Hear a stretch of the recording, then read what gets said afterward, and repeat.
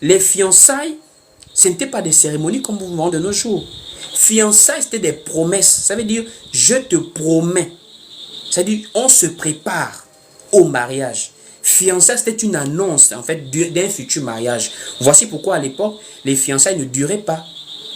Puisque quand on parle d'une fiancée, on parle d'une personne qui se prépare déjà à entrer au mariage. Ça, ce n'est plus une affaire de l'école, je ne sais pas, peut-être dans 10 ans. C'était déjà à l'époque, quand on est fiancé, c'est là, je me marie là. Donc, on n'a pas besoin de faire une cérémonie, puisque c'est le mariage, la cérémonie.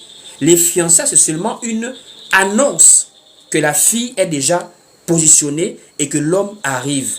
Voici pourquoi dans les fiançailles, les familles se préparaient souvent déjà. Donc la famille se prépare à la cérémonie, l'homme se prépare et puis on fait ça. Mais de nos jours, des gens se fiancent sans savoir s'ils vont se marier. Fiançailles de Facebook, des jeunes gens de nos jours, c'est des fiançailles sur fiançailles, des tenues, des choses. Pourquoi? En réalité, c'est parce que des gens font des fiançailles, des petits mariages. Ils ne comptent pas se marier dans 1 an, dans 2 ans. Ils comptent se marier peut-être dans 10 ans. Donc les fiançailles, c'est maintenant une manière subtile d'aller prendre la fille, de la mettre dans la maison, de lui faire des enfants. Et demain, ça ne marche plus. Au moins, s'ils ont goûté, ils ont bu ton jus. Toi aussi, tu as quand même fait un geste, vous vous séparez tranquillement. Pour moi, c'est pas propre. C'est une preuve d'irresponsabilité et de malhonnêteté déguisée, quoi. C'est de la mafia de nos jours.